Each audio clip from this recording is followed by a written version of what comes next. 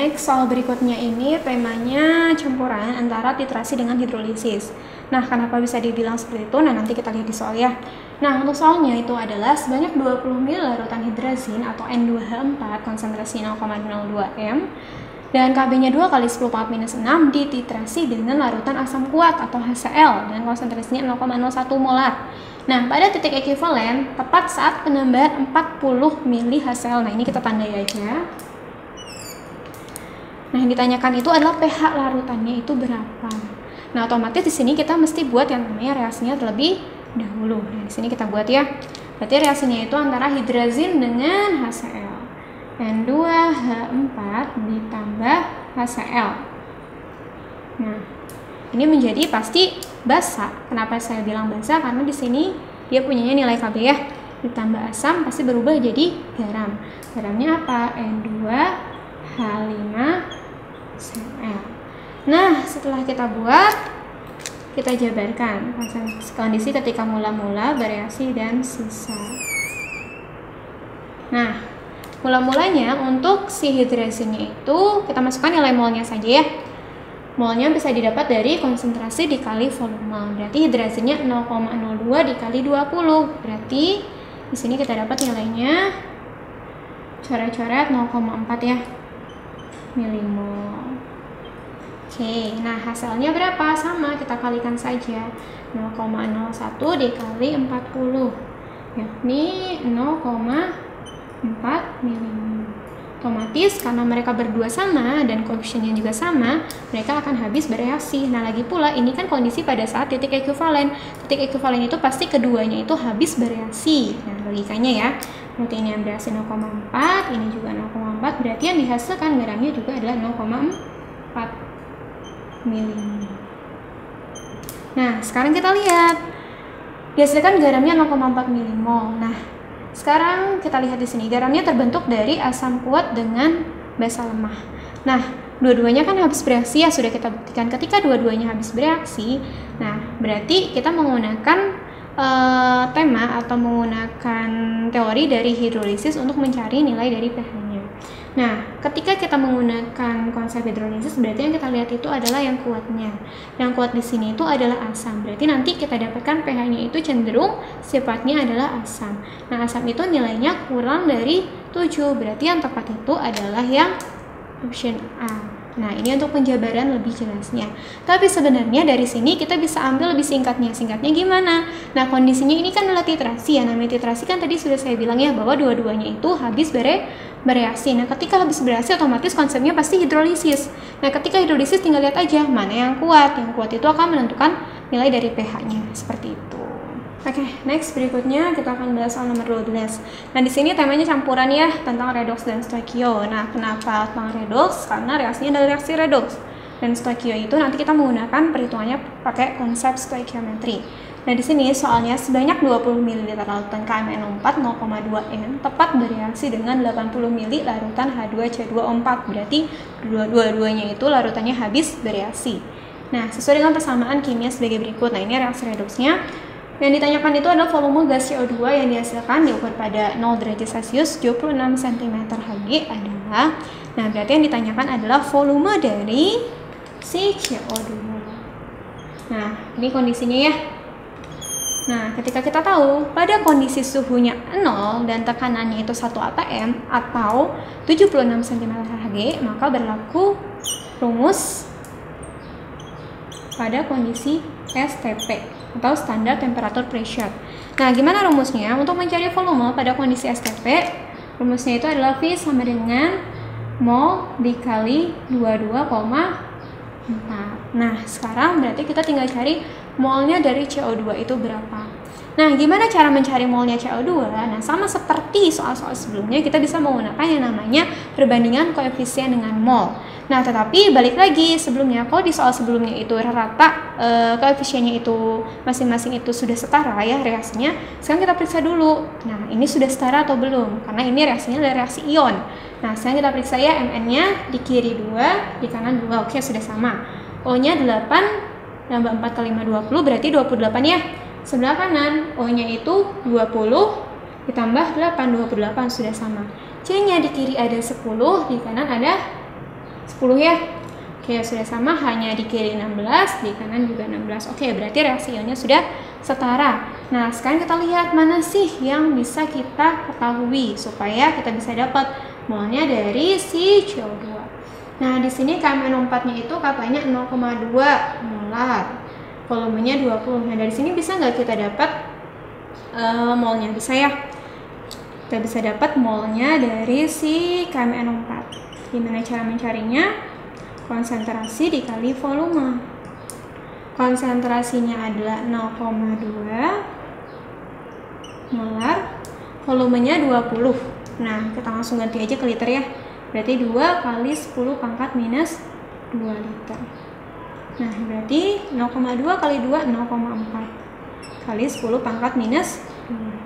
Berarti kita sederhanakan menjadi 4 kali 10 pangkat minus 3 mol. Oke, kita sudah dapat. Berarti kita masukkan ini ke sini ya. Nah, kita masukkan, berarti di sini molnya 4 kali 10 pangkat minus 3 dikali 22, belum bisa kita masukkan. Karena ini masih molnya KMNO4. Nah, yang mau kita cari itu kan molnya CO2 ya. Kita lupa. Nah, supaya nggak lupa ditandai aja lah. CO2. Nah, berarti pakai perbandingan koefisien dulu. Nah, koefisien yang dicari CO2, koefisiennya adalah 10. Yang diketahuinya KMNO4, koefisiennya adalah 2. Dikali molnya KMNO4 yang diketahui 4 kali 10 pangkat minus 3 kali 22,4. Nah, ini coret ya. 5 kali 4, 20. Berarti 2 kali 10 pangkat minus 2 dikali 22,4. Berarti hasilnya 44,8 kali 10 pangkat minus 2. Nah, atau disederhanakan jadi 0,448 liter. Nah, berarti option yang tepat itu adalah option yang D. Nah, pokoknya intinya ketika kita ketemu soalnya ditanyakan konsentrasi atau seputar mol atau seputar volume dari suatu reaksi, dari suatu senyawa dalam reaksi, maka prinsip yang kita gunakan ketika si reaksinya itu tepat habis bereaksi, tinggal menggunakan yang namanya perbandingan mol dengan koefisien. Berarti langkah pertama kita harus periksa dulu apakah si reaksinya sudah setara atau belum. Dan kita harus fokus mana yang ditanyakan dan mana yang diketahui. Oke, kembali lagi kita akan melanjutkan pembahasan soal UTBK kimia. Nah, kali ini kita masuk ke soal nomor 13. Nah, soal nomor 13 ini materinya mengenai sel volta. Nah, soalnya itu adalah pencegahan korosi pagar besi dapat dilakukan dengan menghubungkan pagar tersebut dengan logam lain. Nah, di sini yang ditanyakan adalah logam yang paling efektif digunakan adalah. Nah, oke, sel volta kali ini kita membahas bahasan seputar korosi ya berarti. Nah, korosi atau biasa kita kenal dengan karat, nah itu kan biasa disebabkan karena adanya reaksi antara besi atau Fe dengan air dan oksigen sehingga menyebabkan timbulnya karat besi. Nah, sekarang di sini kita berbicara tentang pencegahannya. Nah, salah satu pencegahan terjadinya korosi adalah dengan cara proteksi katodik atau katoda ya. Nah, proteksi katodik ini biasa dilakukan dengan cara mengorbankan anoda atau ibaratnya menghubungkan si besinya itu dengan logam lain yang lebih mudah mengalami oksidasi. Nah, berarti di sini kita ambil garis besar ya. Menghubungkan logam Fe atau besinya mau kita lindungi dengan logam lain yang lebih mudah teroksidasi. Nah, berarti kalau misalkan logam lain itu harus lebih mudah teroksidasi, berarti dia memiliki nilai E0 logamnya itu harus lebih kecil daripada E0 Fe, sehingga nanti si logamnya itu akan lebih mudah teroksidasi dibandingkan si besinya. Nah, sekarang pertanyaannya, mana nih di antara dari A sampai E yang memiliki nilai E0-nya itu lebih kecil daripada besi? Nah, kalau kita lihat berdasarkan dari volta, nah untuk Cu dia kan memiliki nilai E0-nya lebih besar ya, berarti salah. Karena dia letaknya itu kalau di dalam daerah volta di sebelah kanan Fe.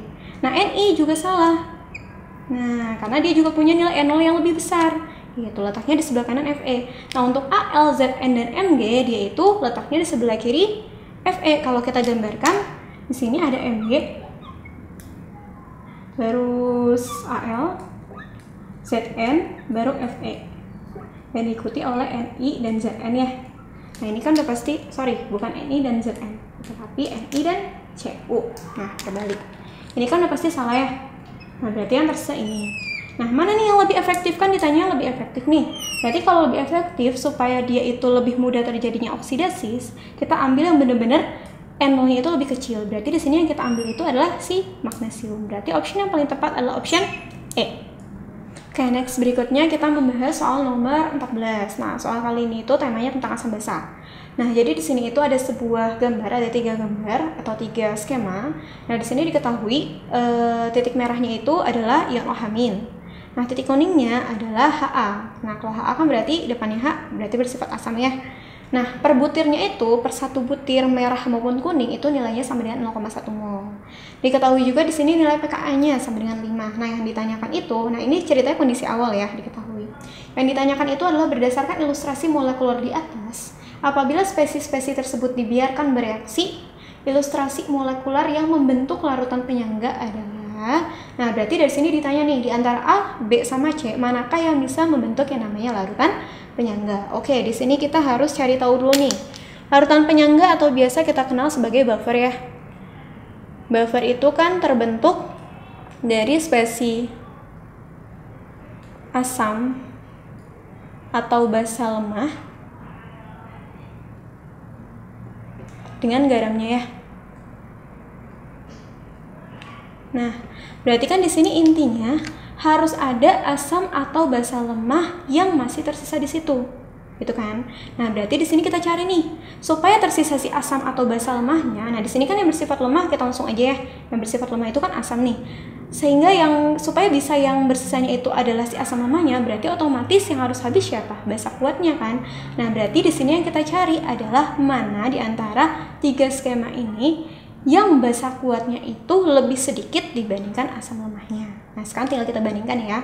Nah, kalau untuk spesies A, nah di sini kita lihat ya, jumlah si basa kuatnya itu 1, 2, 3, 4, 5, 6. Ada 6. Nah, asam lemahnya ada 1, 2, 3, 4, 5, 6. Nah, berarti dia komponennya sama nih. Nah, kalau komponen sama berarti tidak akan terjadi atau tidak akan terbentuk buffer. Karena sama ya, tidak ada yang bersisa. Nah, terbentuknya apa? Kalau misalkan komponennya sama, berarti akan terbentuk larutan garam yang akan mengalami reaksi hidrolisis. Nah, sekarang yang kedua, yang B, kita lihat nih. Merahnya atau basa kuatnya ada 1, 2, 3, 4, 5, 6, 7, 8. Ada 8 ya. Nah, kuningnya ada 1, 2, 3, 4, 5. Ada 5. Si asam lemahnya lebih sedikit dibandingkan si basa kuat. Sehingga yang akan habis itu adalah si asam lemahnya ya, yang kuning. Nah, yang bersisa adalah basa kuat. Nah, sehingga nanti pH-nya itu akan cenderung lebih basah gitu, dan dia itu tidak akan membentuk larutan buffer juga karena yang tersisa itu yang kuat bukan yang lemah. Nah, sekarang yang C kita lihat di sini, yang merahnya atau basa kuatnya ada 3 butir. Nah, sisanya yang kuningnya atau yang bersifat asamnya, Ha-nya itu lebih banyak dibandingkan si basa kuatnya, sehingga nanti yang akan habis adalah si warna merah, si basa kuatnya, sehingga si asam lemahnya akan berlebih dan membentuk larutan yang kita kenal sebagai buffer. Nah, sehingga dari sini kita bisa dapat kesimpulan jawaban yang paling tepat itu adalah yang C. Oke, next berikutnya kita akan bahas soal nomor 15. Nah, soal ini berhubungan dengan kimia karbon. Lebih lengkapnya sih berhubungan dengan senyawa turun alkana ya materinya. Nah, di sini soalnya itu adalah reaksi yang tidak dapat digunakan untuk membuat asam asetat adalah. Nah, di sini kita perlu tahu dulu nih, asam asetat itu kira-kira rumus kimianya atau rumus strukturnya seperti apa sih? Nah, asam asetat sendiri ini kan termasuk golongan asam karboksilat ya, memiliki rumus kimia CH3COH. Nah, berarti di sini jumlah atom karbonnya adalah 2. Nah, sebenarnya di sini kita kan harus mengeliminasi ya kira-kira jawaban mana nih yang tidak mungkin gitu kan, karena yang ditanya itu adalah yang tidak dapat. Nah, cara gampangnya kita cek dulu aja reaksi oksidasi. Kenapa? Karena reaksi oksidasi itu akan menghasilkan jumlah atom C yang sama gitu, walaupun senyawanya itu pasti berbeda gitu, tapi jumlah atom C-nya itu pasti sama. Itu Tuh kan. Nah, sekarang kita lihat yang reaksi oksidasi itu kan ada di option C, D, sama E ya. Nah, sekarang kita lihat di sini. Yang C itu adalah oksidasi etanol. Nah, sekarang kita lihat etanol itu memiliki gugus C-nya ada berapa sih? Nah, sekarang kita lihat kalau etanol itu kan dia rumus kimianya C2H5OH ya. Berarti di sini udah jelas dia memiliki gugus C sebanyak 2. Berarti ini benar ya. Nah, sekarang next berikutnya. Oksidasi isopropanol. Nah, isopropanol. Nah, kalau misalkan propanol berarti jumlah atom C-nya berapa? 3 ya. Berarti kalau misalkan rumus kimianya C3H8O atau C3H7OH. Nah, di sini C-nya ada 3, sedangkan yang kita mau itu adalah asam asetat yang memiliki C-nya 2. Berarti ini udah dipastikan salah. Nah, kita cek yang E. Yang E oksidasi asetaldehid. Nah, asetaldehid itu dia golongan aldehid ya. Punya atom C-nya itu juga 2. Rumus kimianya adalah C2H4O. Nah, ketika dioksidasi kan mengalami asam karboksilat yaitu CH3COH. Berarti ini benar. Nah, sekarang yang A. Nah, kalau kita mau memastikan lagi ya kita cek aja satu-satu lagi.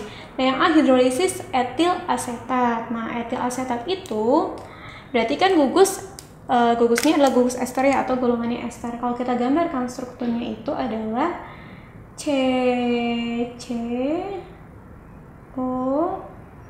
Nah, di sini ada etilnya. Nah, kira-kira seperti ini. H3, H2. Sorry, ini ada O ya harusnya ya. O dulu karena dia gugus ester. Nah, ini H3. Nah, berarti kalau misalkan terjadi hidrolisis akan putus nih di sini. Nah, sehingga yang satu menghasilkan asam asetat, yang satu menghasilkan etanol. Berarti ini benar. Nah, hidrolisis asetil amina. Nah, ini juga benar. Kenapa? Asetil amina, pokoknya aset itu dia punya atom C-nya 2. Nah, maka ketika dia ini dihidrolisis akan terpecah menjadi asam asetat dari gugus asetilnya dan amonia ya atau NH3 biasa kita kenal amina amonia. Nah, sehingga jawaban yang B itu juga benar. Nah, dari sini berarti option yang tidak tepat adalah option yang D. Oke, berikutnya kita akan bahas soal nomor 16. Nah, soal ini masih seputar tentang kimia karbon.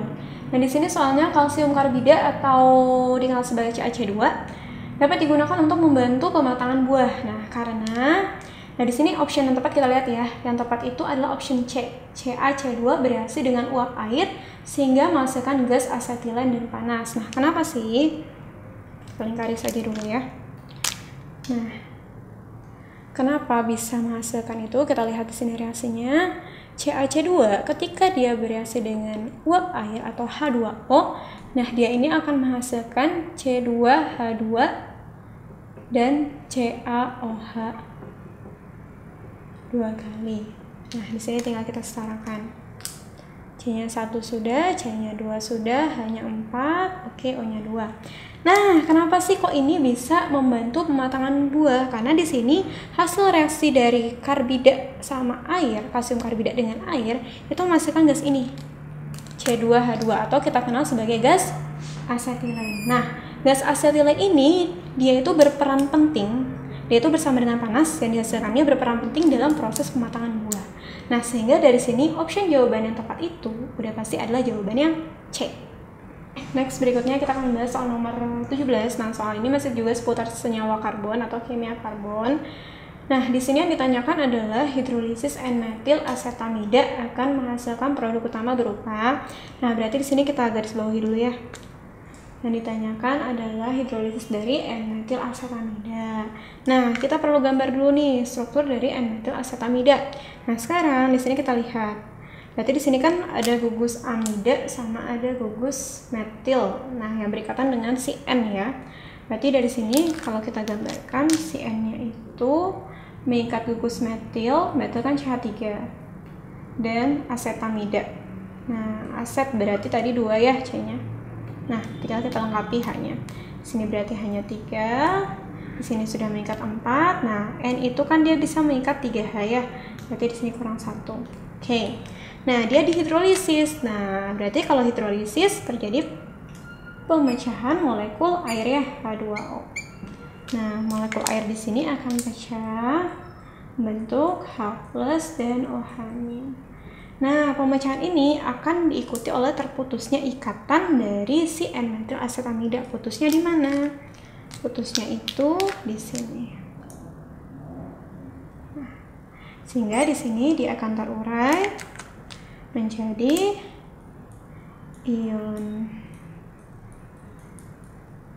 yang bermuatan positif, nah karena kehilangan negatifnya ya, dan si NH yang berikatan dengan gugus metil yang bermuatan negatif. Nah, sehingga kembali lagi, yang bermuatan positif akan berikatan dengan yang bermuatan negatif, dan yang bermuatan negatif akan berikatan dengan yang bermuatan positif. Sehingga dari sini kita bisa dapatkan produk akhirnya yakni CH3COOH plus CH3NH2. Nah, molekul apa ini? CH3COOH. Nah, ini adalah asam asetat atau asam etanoat ya, atau dikenal juga sebagai asam etanoat. Nah, CH3NH2 ini adalah metil amina. Karena gugus metil yang berikatan dengan amina. Nah, dari sini sehingga kita dapatkan jawaban yang tepat. Yang A salah ya, metanol dan asetamida. Yang B metil asetat dan amonia salah. Yang C metana dan asetilamina salah. Yang D metil karbinol dan etilamina salah. Nah, yang D, yang E metil amina dan asam metil karboksilat. Metil amina, oke, benar. Asam metil karboksilat. Nah, ini benar ya. Asam asetat atau asam etanoat ini juga bisa disebut sebagai asam metil karboksilat. Jadi asamnya metil dan gugus karboksilat. Nah, berarti jawaban yang tepat adalah yang E. Oke. Berikutnya kita membahas soal nomor 18. Nah, ini mengenai sifat koligatif lautan. Sedikit sih, agak menyerempet ke situ. Nah, di sini soalnya adalah di tepi pantai air mendidih pada suhu 100 derajat Celcius. Sedangkan di pegunungan air mendidih pada suhu yang lebih rendah dari 100 derajat Celcius. Nah, jadi yang ditanya itu alasannya. Kenapa si air ini ketika dididihkan di pegunungan suhunya itu titik didihnya di bawah 100 derajat Celcius. Nah, ini berhubungan dengan grafik atau diagram PT air. Nah, kalau kita gambar dulu ya grafiknya.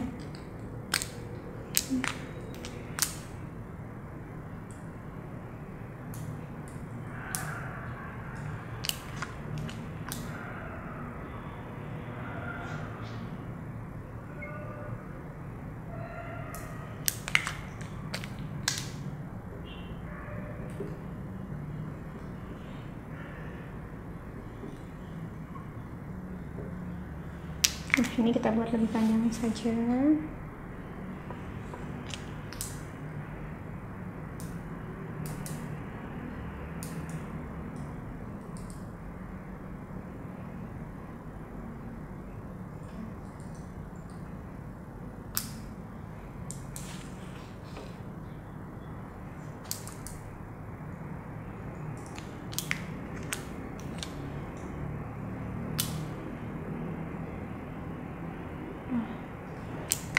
Ini harus berpotongan ya, harus berpotongan dengan garisnya. Berarti ini kita buat lebih panjang. Oke. Nah, ini sekilas tentang grafik peta air. Sumbu Y di sini menyatakan tekanan ya, atau P. Biasanya bisa atm, atmosfer satuannya, atau bisa cm Hg. Nah, biasanya kan kita pakai tekanan rata-rata nih di permukaan biasa sebesar 1 atm atau 1 atmosfer. Nah, untuk sumbu X itu menyatakan suhu atau lambangnya itu T, satuannya derajat Celcius biasanya.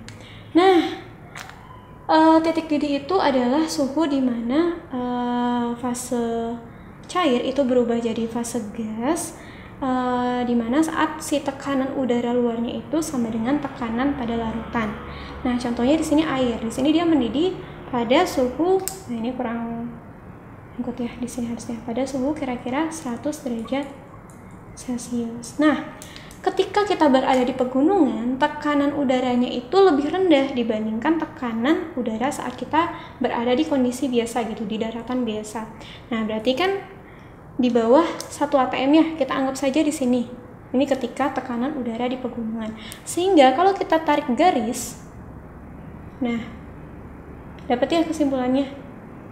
Untuk si titik didihnya itu kita dapatkan suhu yang lebih rendah dibandingkan 100 derajat Celcius. Karena untuk mencapai tekanan yang sama antara di larutan dan di udaranya, itu membutuhkan suhu yang lebih rendah. Nah, kesimpulannya untuk jawabannya yang tepat berarti jawaban yang D. Tekanan udara di pegunungan lebih rendah dari 1 atm, sehingga mengakibatkan titik didih air atau suhu yang diperlukan air untuk mendidih itu lebih rendah dibandingkan 100 derajat Celcius. Oke, berikutnya kita masuk ke soal nomor 19. Nah, soal nomor 19 ini dia temanya tentang makromolekul. Nah, di sini yang ditanyakan adalah biokatalis yang digunakan dalam penjernihan jus buah dan sayuran di beberapa industri minuman adalah. Nah, berarti di sini kita mesti tahu nih di antara option A sampai option B, antara option A sampai option E, mana kira-kira yang jawaban yang lebih tepat gitu, yang digunakan untuk penjernihan jus buah dan sayuran. Nah, di sini kita lihat satu persatu ya. Kita lihat dan mulai dari amilase. Nah, amilase ini dia itu adalah enzim yang biasanya digunakan untuk mengubah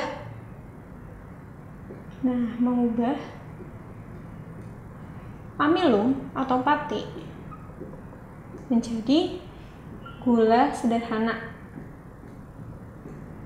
Nah, amilase itu biasanya enzimnya digunakan untuk proses pembentukan atau pengolahan produk seperti pengolahan minuman beralkohol, sirup, atau seperti biskuit. Nah, itu biasa menggunakan enzim amilase.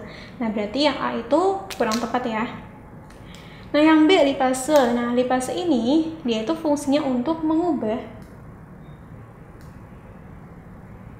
lemak menjadi molekul yang lebih sederhana, yaitu asam lemak dan gliserol. Nah, berarti produk-produknya itu yang berhubungan dengan lemak ya. Makanya si lipase ini biasa digunakan pada industri untuk pengolahan produk susu atau mentega atau pembuatan surfaktan, emulsifier, dan lain-lain. Nah, berarti yang B juga kurang tepat karena yang kita cari ini ya. Nah, yang C, laktase. Nah, kalau laktase ini biasa digunakan untuk mengubah laktase, berarti molekulnya laktosa. Nah, menjadi monomer-monomernya.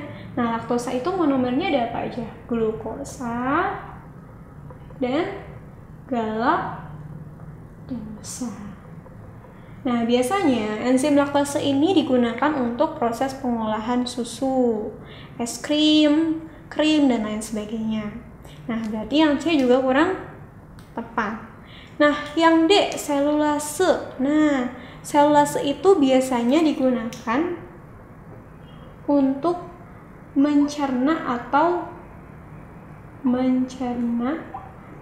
melembutkan sayuran. Nah, kenapa sih kok dia itu bisa digunakan untuk mencerna atau melembutkan sayuran? Karena si selulase ini biasanya dia menghidrolisis atau menguraikan si dinding sel pada tumbuhan. Kan dinding sel itu kita ketahui ya salah satu bahan penyusunnya adalah selulosa. Nah, pas banget nih selulase digunakan untuk menguraikan selulosa. Sehingga ketika dinding selnya itu sudah terurai, sayuran itu yang tadinya kaku dan keras itu menjadi lebih lembut. Nah, biasanya selulase ini sering digunakan selulase bersama dengan silanase dan pektinase untuk pengolahan industri dalam proses penjernihan jus buah dan likuifasi jus buah dan sayuran. Nah, kan biasanya kalau kita membuat jus buah itu kan dia warnanya itu masih ini ya, masih pucat, masih keruh gitu kan. Nah, biasanya dijernihkannya itu dengan bantuan selulase, selanase, dan pektinase kayak gitu. Nah, berarti optionnya yang tepat yang D ya. Nah, sekalian yang E kita jabarkan lagi. Kalau protease itu kan asal katanya protein berarti ya, sama kayak tadi laktase, lipas, dan amilum. Nah, kalau laktase protease berarti di sini dia untuk mengubah si protein menjadi yang lebih sederhana, yakni asam amino. Nah, biasanya kalau untuk enzim protease itu digunakan dalam industri pengolahan susu juga bisa, mentega atau margarin. Nah, ini digunakan yang namanya protease, atau dia juga kadang tuh bisa digunakan untuk melembutkan daging gitu. Jadi si serat-serat dagingnya itu dihidrolisis menggunakan si protease. Nah, berarti yang ini salah ya. Nah, kita sudah ambil kesimpulan, yang lebih tepat jawabannya adalah yang D. Ya, next sekarang kita masuk ke soal nomor 20. Nah, soal ini masih seputar tentang termokimia. Nah, soalnya ada zat R dapat bereaksi membentuk produk P1 ataupun P2. Nah, profil reaksi untuk reaksi tersebut dapat ditunjukkan di bawah ini. Nah, ini grafik reaksinya dari R menjadi P1 yang warnanya merah dan R menjadi P2 yang warnanya putih. Nah, di sini yang ditanya adalah dibandingkan dengan RP1, berarti RP1 yang merah ya. RP2 adalah, nah sekarang kita lihat. Berarti di sini kita membandingkan RP1 dengan RP2 atau RP2 dibandingkan dengan RP1 ya. Nah, sekarang kita lihat dari yang A, optionnya satu per satu. Yang A itu dibilang katanya RP2 lebih cepat dan kurang endotermis. Nah, sekarang kita lihat mana yang lebih cepat dan mana yang lebih lambat. Nah, kalau reaksi itu dia bisa lebih cepat ketika memiliki energi aktivasi yang lebih rendah.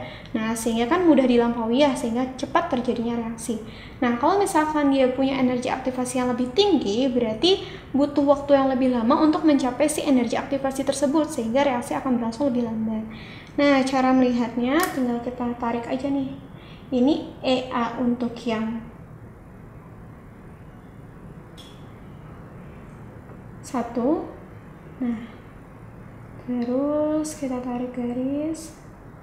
Nah, ini berarti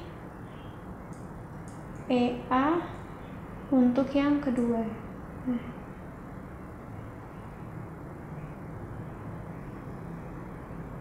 ini kurang panjang ya, kita hapus dulu. Nah, ini EA-nya. Nah, oke, bisa tergambar ya, bisa terlihat di garis aja.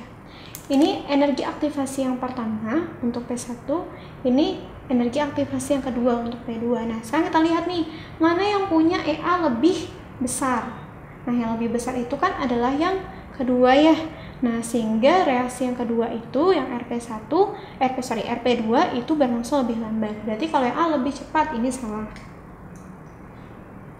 Ini lebih cepat juga berarti salah ya. Lebih cepat salah, berarti tinggal yang D sama yang E. Lebih cepat dan lebih cepat. Oke, berarti yang D sama yang E ini udah benar. Nah, sekarang kita lihat dia sifatnya lebih endotermis nggak dibandingkan yang RP1. Nah, untuk RP2 di sini kita bisa lihat ya, hasil akhir reaksi dia itu tidak terlalu jauh beda dengan awal untuk delta H-nya. Nah, sedangkan kalau RP1 dia hasil dari reaksi delta H-nya itu lebih tinggi, lumayan jauh dibandingkan delta H pada saat awal. Nah, sehingga yang RP2 itu sifatnya kurang endotermis. Kenapa? Karena kan nanti yang lebih besar selisihnya adalah RP1 ya. Jadi jawabannya itu adalah lebih lambat dan kurang endotermis dibandingkan yang RP1. Berarti di sini option yang lebih tepat itu adalah option D. Kalau untuk option E dia lebih endotermis. Nah, kalau lebih endotermis berarti harusnya hasilnya itu dia jauh di atas RP1 gitu. Berarti jawaban yang tepat adalah yang D.